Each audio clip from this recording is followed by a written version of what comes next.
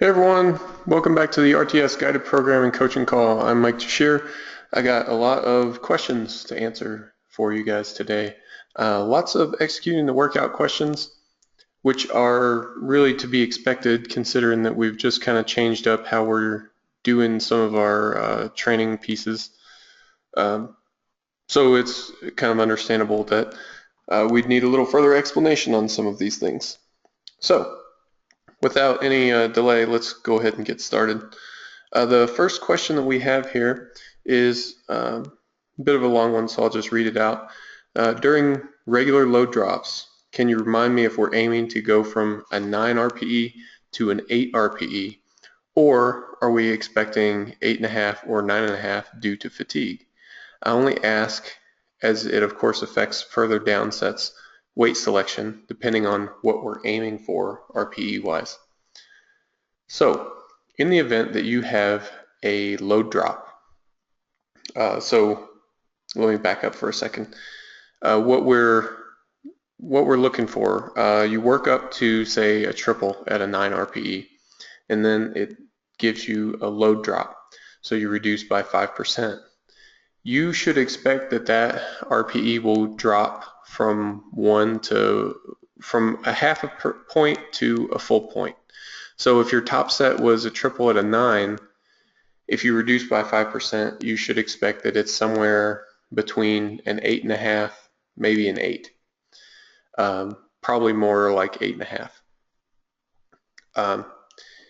If you get fatigued, if it's higher than that, then you may require a little bit more weight adjustment. If it's repeats instead of load drop, then the load stays the same, and of course you wouldn't expect the RPE to go down. You would expect it to gradually climb up as you get more fatigued. All right, next question says, pulling off 2-inch Olympic plates for blocks. Is that the same as doing the same height of rack pulls? Basically, the question here is, can you substitute a block pull for a rack pull? The programming calls for rack pull. Can you use a block pull instead? Yes, of course, absolutely. It's not exactly the same, and you can get nitpicky about it, but in terms of practical differences, there's not enough practical differences for it to be a concern. So yeah, that's fine. Next question says, what does it mean when I have in my training squat with a belt, single at an 8, then move to 74% for 5 reps, minus 19%, in L equals 38. So that's kind of a mouthful, so let me break out my trusty notepad here, and we'll see where we're, see if we can get a little better explanation. So trusty notepad. The protocol in question is squat with a belt, single at 8, then 74% for 5 minus 19%. L equals 38. What this means is that you will gradually work up to a single at an 8 RPE just like you normally would. So in this case, you'll do your warm-ups and you'll gradually ramp up the weight.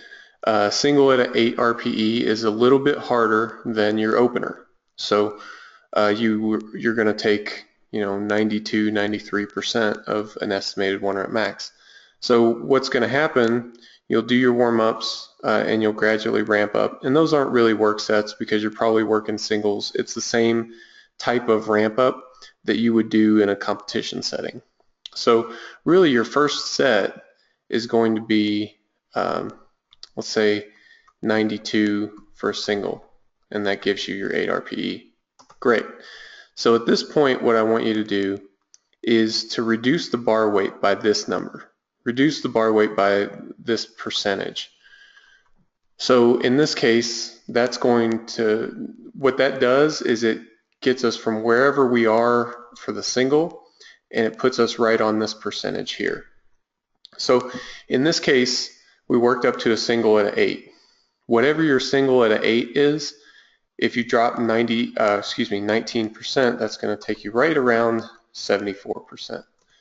And in this case, it'll be about 74 kilos because we're assuming like a 100 kilo 1 rep max.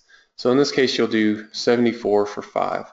And that's going to be around a 6.5 RPE. Now what I want you to do is to keep going with 74 for 5 until you get the total number of reps that are required. In this case, 38 total repetitions. So 38 total repetitions, obviously you're not going to be able to get that exactly with sets of 5. I just want you to get as close to it as you practically can. So in this case, you're going to do 7 sets of 5 is going to get you 35 total reps, plus your single would be 36. So that's pretty darn close. So you'll keep doing 74 for 5.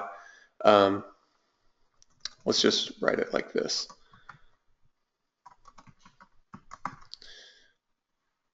So that's basically what you'll do. But when you list it out, obviously as you go, you're going to get more fatigued. These first several are going to be about the same. But then the RPE will start to get a little bit higher.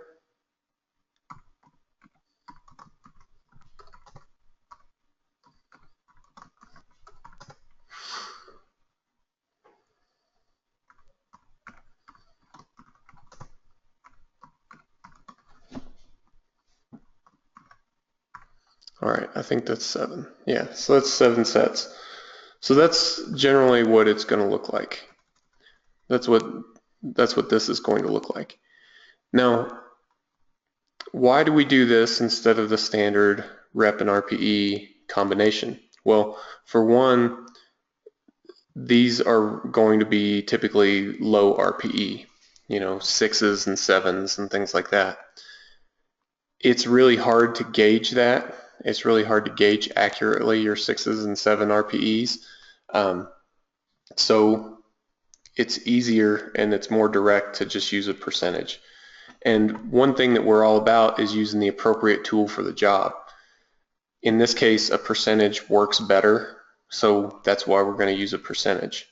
But the main drawback, if you recall, to using percentages is that they don't auto-regulate. We don't like that. So by basing the percentage off of something else, the single, that helps us to auto-regulate. Because if we did this the same sort of scenario, but instead of 92 for the single, we did 100 for the single, then you drop 19%. That's going to be 81 for your reps. It's still 74% of your estimated 1 rep max, but it's going to scale it so that it's appropriate for what you have in the tank on that day, and you're still going to get the appropriate amount of volume to fit that. So we keep the singles in there for that reason. It's not just for that reason. Actually, the main reason that we put the singles in there is for its own sake. Gets you competition practice in a very specific way. It gets you exposure to high intensities, very heavy weights. But through managing the percentage like this, it gives us the double benefit of being able to auto-regulate your rep work. So hope that clears that question up. Let me just double check and make sure. Yeah, so I think that covers up all the components to this type of protocol. So let me move back to my normal question and answer thing here. All right, this one says, when doing dips today, I used my body weight plus whatever weight I added to the dip belt to calculate what I should be doing for my sets. I just want to make sure that this is correct. Yeah, that's fine. So let's say you weigh 100 kilos and you had 50 kilos on a dip belt. If you want to count that as 150, that's fine. If you want to count it as 50, that's fine as well. Both of them work in terms of calculating your working weights and stuff like that, because really we're using a percentage. Technically, going with the way that you suggest, body weight plus additional weight, that's going to be a little bit more accurate in my experience. Either way, whichever is easiest for you, should get you pretty darn close. And then you're going to use the RPEs to fine tune it in anyway. So all you're really doing with this is you just need to get the weight selections close, and then from there you'll be able to make whatever adjustments that you need. All right, next question says, for the lunge, should I be doing a stationary barbell lunge or a walking dumbbell lunge? Also, if it says 6 reps, does that mean 6 reps per leg? First question first, I mean a stationary barbell lunge. It's a supplemental lift, so I really don't care that much. If you really would rather do walking lunges, I'm okay with that. I think a barbell lunge is going to get you a better effect. You know, I mean, we're trying to build static strength, and using an appreciable amount of weight is going to be better than not. So I would recommend doing a barbell lunge and staying stationary, even to the point of doing split squats, which will work split squats into the program as well. And yes, by 6 reps, I do mean 6 reps per leg, not 3 reps per leg. So 6 reps per leg, and yeah, that should take care of you on the lunges. And then the last, executing the workout question says, when should I wear a belt? You should wear a belt whenever it's specified. So if it says with belt, then definitely wear one. If it's not specified, then a belt is optional. You can wear it if you like. You don't have to. I know for myself, I tend not to wear a belt unless it's required. That's just kind of a personal preference thing. I do think that it builds strength better than wearing a belt all the time. However, especially for those of you who feel like you need a belt for safety, then definitely go ahead and wear one. All right, so that's all of our executing the workout questions. We have a couple program modification questions up next. This first one up is a bit of a long one, so I'm going to read this one out to you. It says, I'm going to spend 2 weeks, the 13th through the 26th of July in the mountains hiking. I might be able to squeeze in priority 1 workouts for those weeks when we're traveling. But otherwise, I'm not going to have any training possibilities. Last week, someone asked a similar question. You said that one should modify the first week after the break, and so I'm wondering how it should be modified. Okay, modifying the workout in the event of a long break. So in a situation like this where you're modifying, you've had 2 weeks of basically no training or even completely no training. So what do you do when you get back? It depends a little bit. So if your meet is, you know, more than 6 weeks away, so when you look at your training, you get your training, the subject line on the training will have a date in there. It'll say like 1027, that's October 27th. Yeah, so if your date is more than 6 weeks away, then no modification is required. You should be able to come back and just kind of get back into things. If you're not comfortable with the intensity, and that's almost always what it is. It's almost always an intensity issue that you haven't lifted in 2 weeks, and then the first week back on the program is heavy triples, and you don't feel like you're in shape for heavy triples. What I would recommend that you do is this: add 2 reps to everything for the first week, and then the second week add 1 rep to everything, and then the third week you can go back to normal. So I think that's probably clear enough. I don't need to break out my notepad for it or anything, but yeah, in general, to all the lifts, add 2 reps for the first week, add 1 rep for the second week. That's going to sufficiently lower your intensity enough and raise your volume enough so that you should feel mostly comfortable with you know, moving on, getting back into the program. You shouldn't have to, experience a lot of anxiety or anything in terms of handling the heavy weights again. So that's what I would do in that event, coming back from a longer break in a situation like this. Next question says, is there a good substitute for floor press? This person has a rack that doesn't accommodate floor presses, so what should they do instead? In a case like that, I wouldn't overthink it. I wouldn't try to recreate the floor press in some other way. My primary substitution would be a pin press from mid-range. If you don't want to do that, you are already doing too much pin pressing, then do some board pressing instead. Set up like a mid-level board, and that should suffice. All right, next question up is a track question. This one says, how do you decide what is too much in terms of tendonitis symptoms? And do you include it in your track reporting? As it's not a muscular fatigue, I currently do not include it, but it's by far the main factor that limits performance on some days. Today I had to leave out my 4th day pressing due to it. It doesn't affect me other than between my sets, mostly of low bar squats followed by deadlifts. So the main question here is, how do you decide what's too much in terms of tendonitis, and do you include it in track? The track piece is easy. Yes, include it in your track report.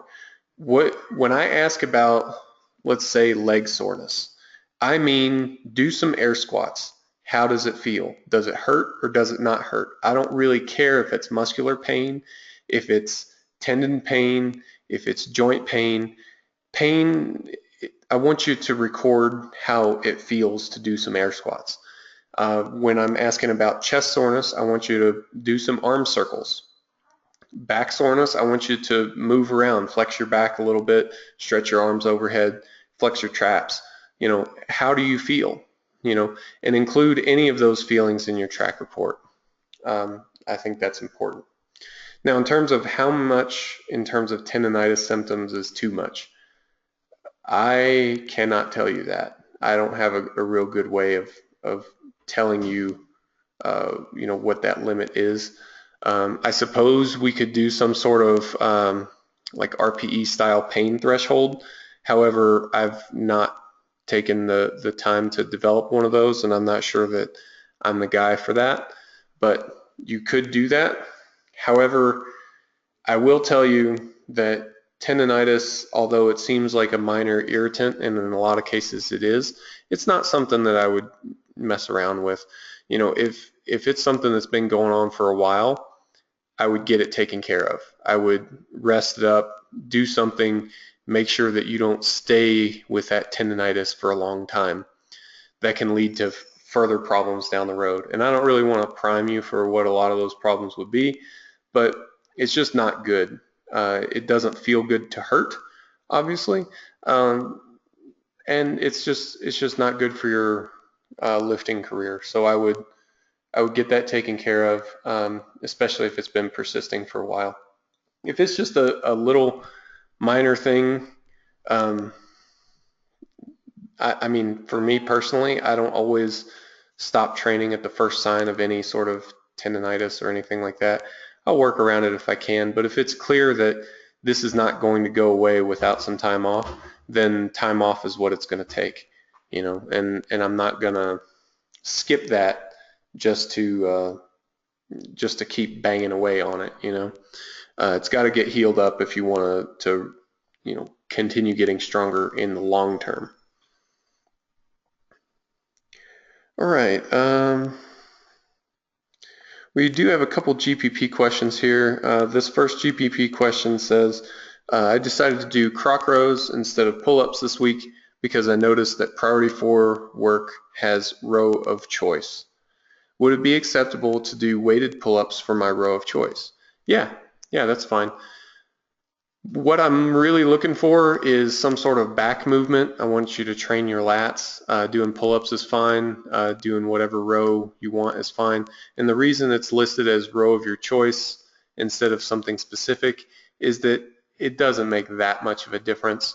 And if you would prefer to do like a machine row, then knock yourself out. You know, the potential upside in terms of mental refreshingness is much bigger than whatever, you know, small and insignificant benefit that you would get from doing the perfect kind of row. So I know that's not really a question you asked, and in this case, doing pull-ups is going to be just fine. All right, this next question says, because of my schedule, I can only get into the gym 4 days a week. I've been splitting my GPP up and doing it throughout the week. Is that okay? Yes, that's perfectly fine. I'm in a very similar setup myself right now. I split up my GPP and sprinkle it in whenever I can get it in during the week. Sometimes it's after workouts, sometimes it's in the morning, just kind of whenever. That's typically how I'm handling it right now, and if that's the reality for you, that's fine. If you have time to do it on a separate training day, that's fine too. GPP, a big part of GPP is that it should be motivating. It should be at least somewhat fun for you to do because it's very different, and most of us enjoy physical things, especially if it's different from the norm. So yeah, I mean, whatever kind of appeals to that, I'm going to be okay with. And whatever sense of optimal that we have, it probably doesn't apply to something so low on our priority list as GPP. All right, a few miscellaneous questions. This first one is another long one, so I'll read it. It says, in my last mock meet, I pulled 235 as my 1 rep max. However, after this cycle, my estimated 1 rep max is only 238. I find it hard to believe that I only have a 3-pound gain occurred over that many weeks, especially as a ranked beginner, and I'm wondering if I might have a lot more in the tank and need to be more aggressive with my attempts. It also makes me question if sumo is the right stance for me with such little gains, but sumo has always felt better even though all the math, i.e. arm length, torso length, says I should do conventional. To that end, I was thinking of trying a 215 opener, then jump into my last 1 rep max of 235, and then after that going with either 250 or 255. What are your thoughts on this? There's a lot here, so let me back up for a minute. The first, with regard to attempt selection, the thing that's going to drive our attempt selection is we can't just rely on, you know, this gut instinct of, well, I should be a lot stronger, so load it up. You know, we can't really do that. That's not a very good way of going about things. So your estimated 1 rep max right now is 238, and your concern is that it's not much more than what you actually pulled at your last mock meet. So what I would suggest is that you look at what your estimated 1 rep max was before your last mock meet. You know, a lot of people, you know, their estimated 1 rep max might be 200 and then they pull 230 in the meet.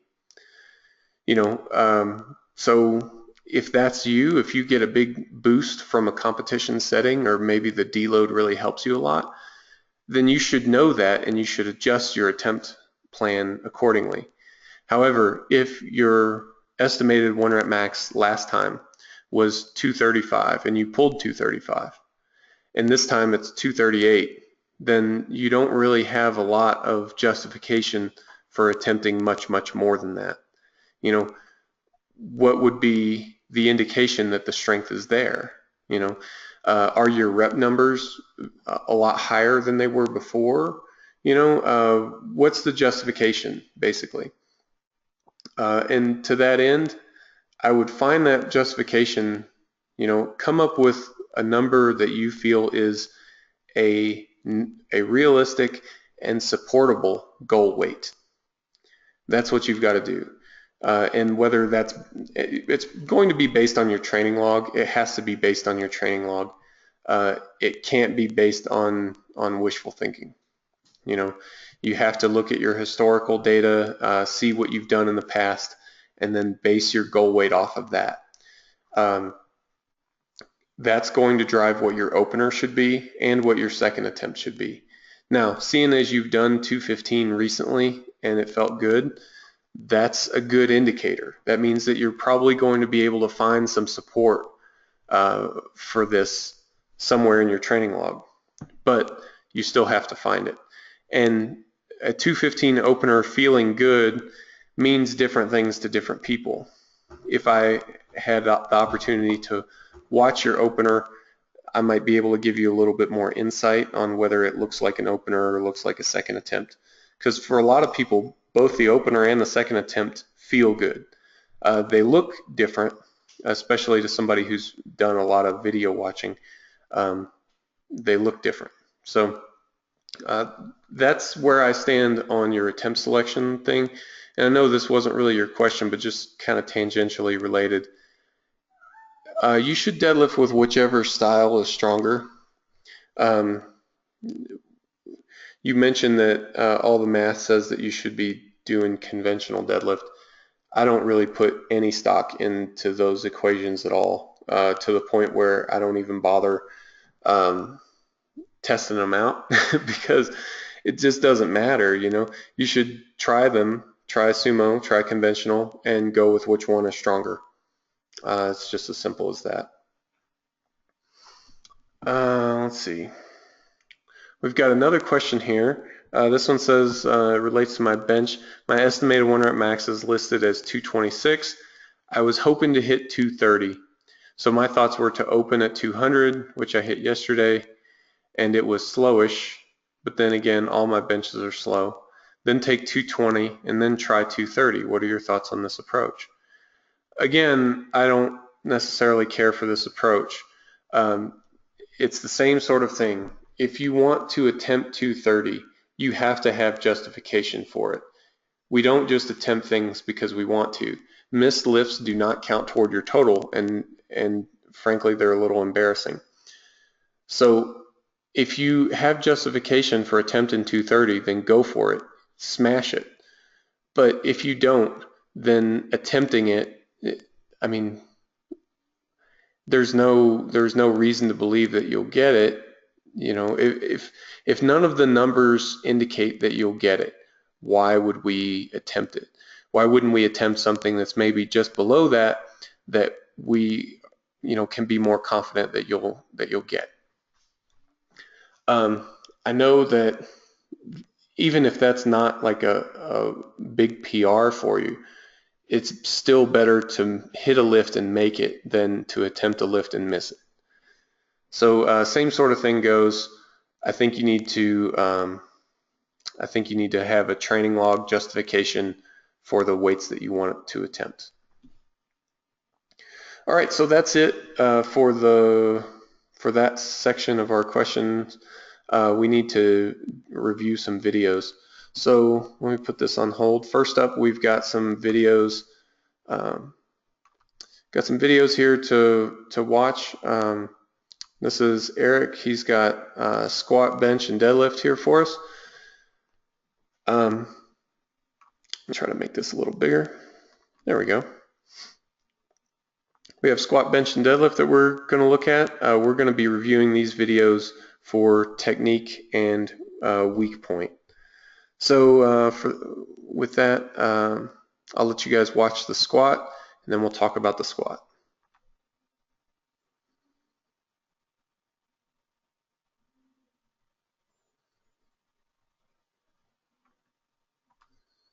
All right, let's check that out one more time.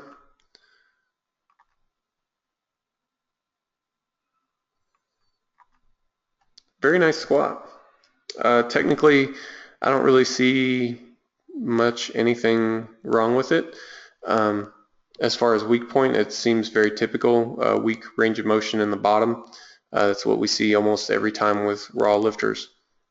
So yeah, I don't really have any critique to offer you, which is a good place to be, and we'll use that information to get you set with the right training group.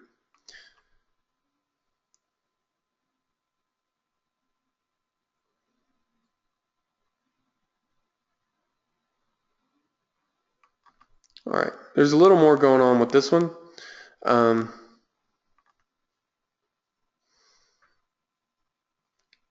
Okay, so I want you to watch this one again. Um, you're not very tight on the bench. You kind of crash at the bottom. I would like to see you get a lot tighter. Um, I typically don't really advocate this kind of crash at the bottom. Um, I know some guys employ it quite successfully, so I'm definitely not telling you to stop doing that, especially if it's something that you've experimented with a little bit. But it does look like you loosen up quite a bit at the bottom. So let's watch it one more time and see if you can see what I'm talking about.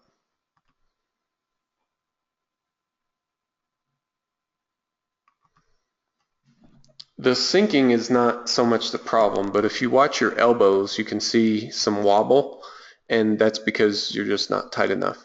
So I wouldn't worry about it. Definitely try to get tighter, pay attention to your technique, and diligently pursue technical perfection. However, some things that are going to help this: pause benches. Pause benches are really going to help maintain that tightness. When you do pause benches, I want to see a light touch on the shirt. Don't sink in your pause benches, just a light touch. The idea is that you're supporting the full load in that bottom position. So let's check out your deadlift.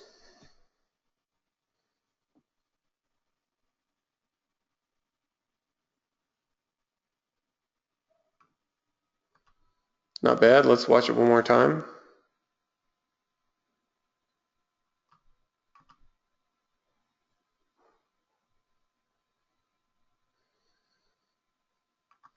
Okay, I'm not a super sumo deadlift technician. Everything looks pretty well on point to me. You're definitely a flat back deadlifter, and I don't see any technical concerns that are really worrisome to me. So this is more or less your starting position, which is a really good starting position. You don't really lose that position at all. You're flat back.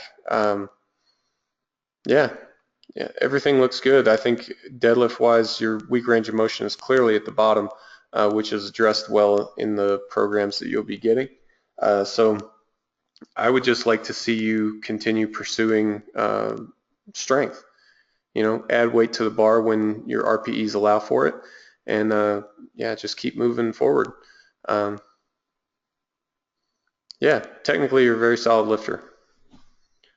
All right, so that's all. That's all of Eric's videos. So we need to check out another sumo deadlift.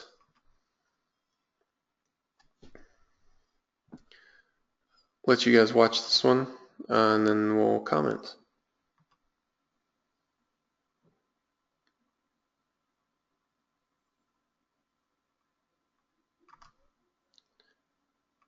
Okay. I should mention that we're reviewing this video for technique and RPE. First things first, RPE you said was an 8. I'm going to go ahead and play this through again, then I'll give you my comments.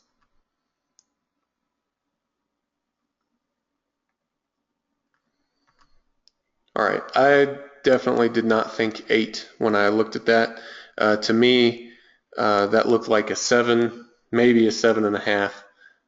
It looked really fast. Now maybe your 1 rep max deadlifts are kind of fast or not at all, although you're slightly rounded, so I'd be a little bit surprised at that if that's the case. So based on what I see, I would have called it a 7, maybe a 7.5. It looks like you've got some room left to grow on the deadlift. Now, as far as technique, let's see if we can find your bottom position here.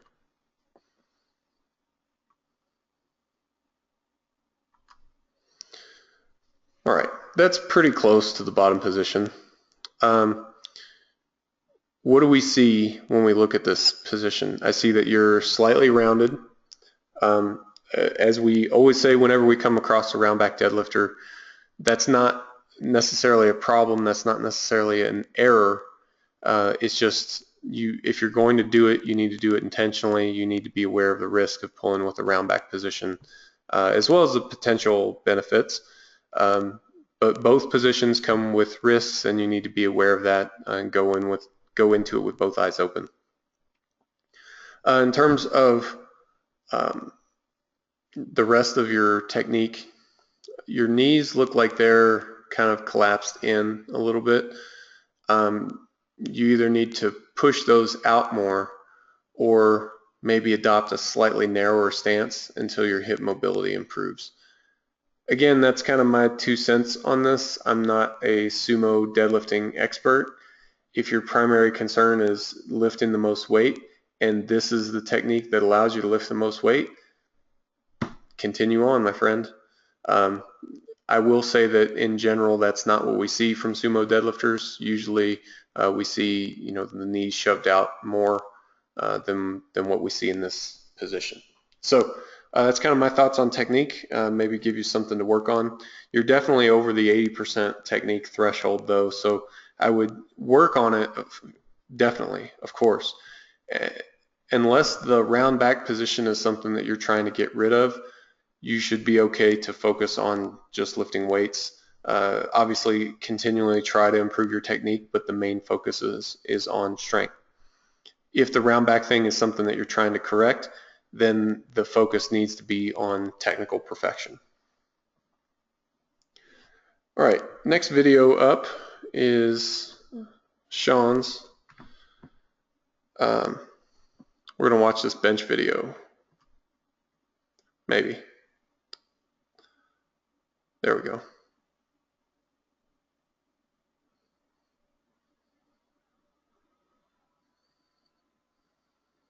Okay.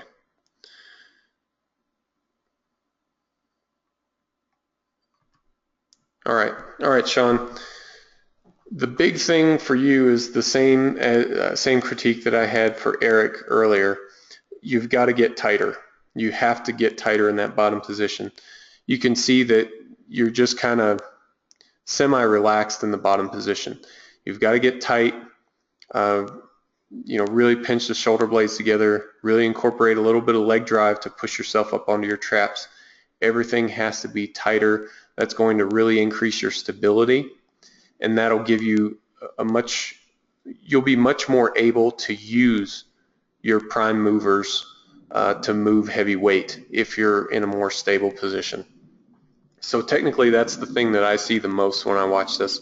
So I want you to watch it again and watch the forearms and the elbows, and watch how there's just a little bit of slop in how they play, especially on the touch when the bar is touching the chest. I'm not referring to the shake. So when you start the press and you kind of get to that sticking point, there's a little bit of shaking. That's not what I'm talking about. I'm talking about just some kind of small extraneous movement that doesn't really look like a technical error. It's just an indication that you're not tight enough.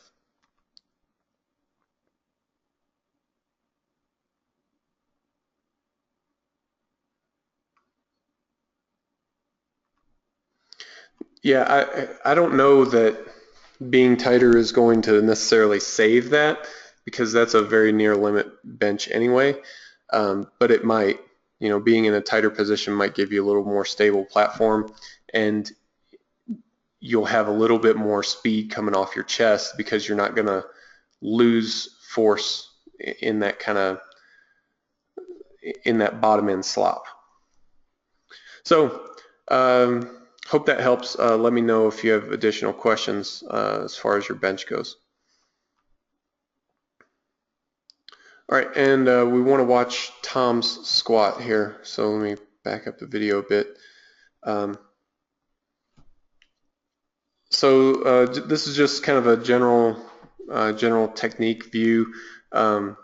We just wanted to take a look at it. This squat got turned down 2-to-1, and he wants my opinion on it as well. So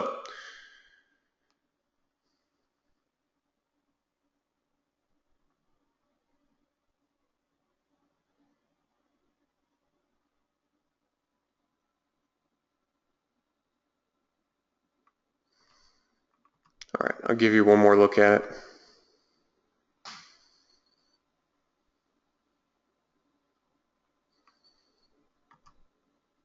All right, so here's my take on the depth issue. It looked a touch high to me on first look, and if I kind of stand back and just watch the video, I think it looks a touch high. If you try to pause it in the bottom and dissect it a little bit, I think the angles play with your perception a bit more. I can tell you the more I looked at it and the closer I looked at it, the more I paused it, the closer it looked. But when I kind of take a step back and try to see it as if I was standing there, it looked close, but just a touch high to me. So close is not really a realm that we want to live in very much. So I would try to work on that, and I'm kind of remiss to pause it in your bottom position, but we can try.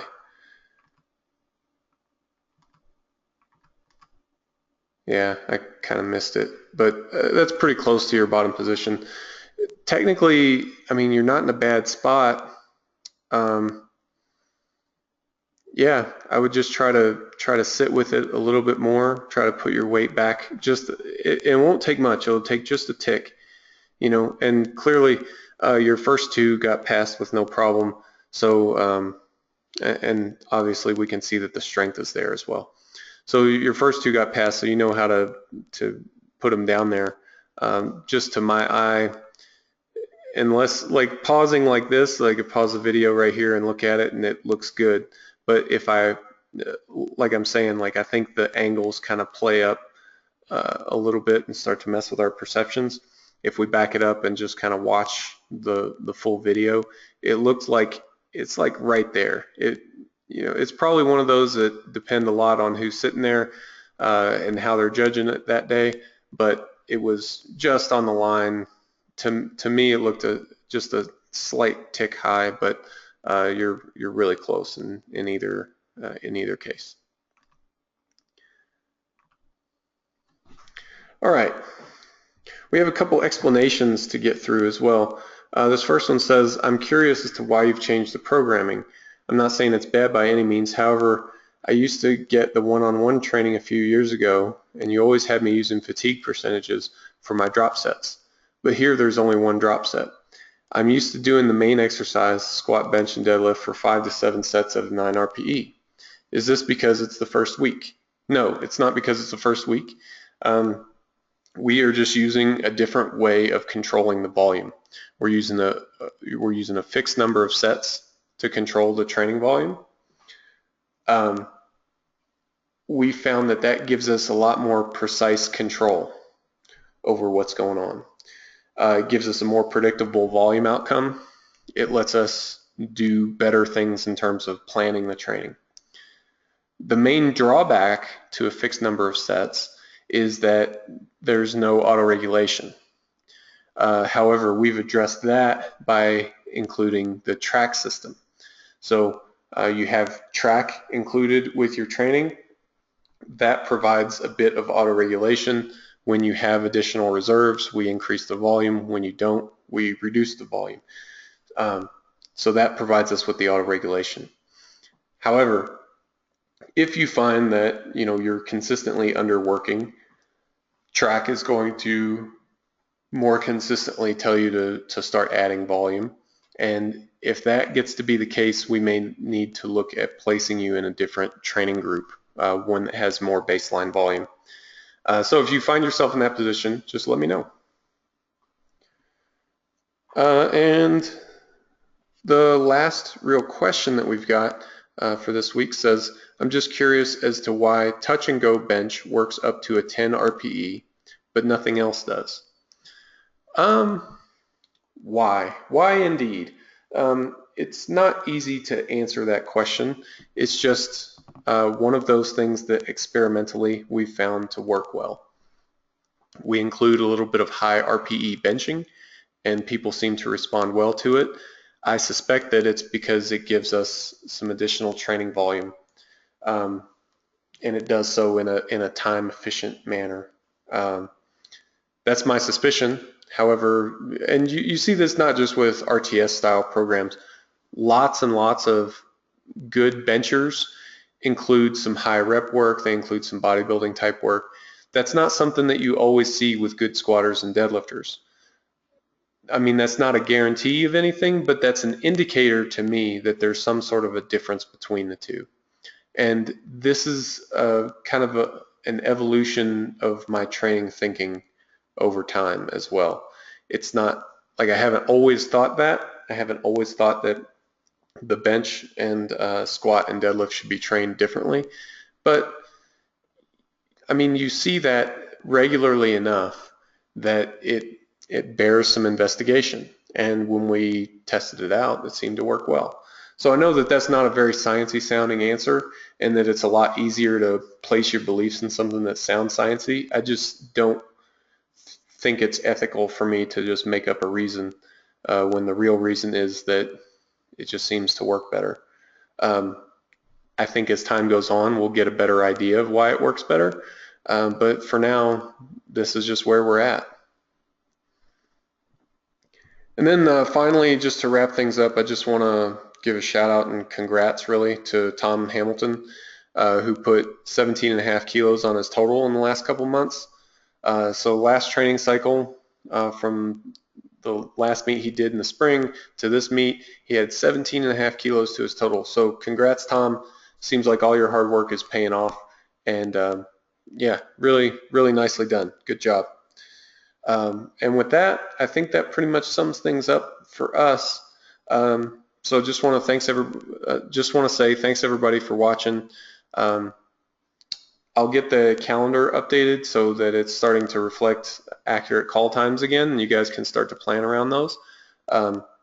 So yeah, be on the lookout for an email for next week's call time. In the meantime, good luck with your training. Make sure, as always, you're taking what's there, building some momentum for next time. We'll see you next time.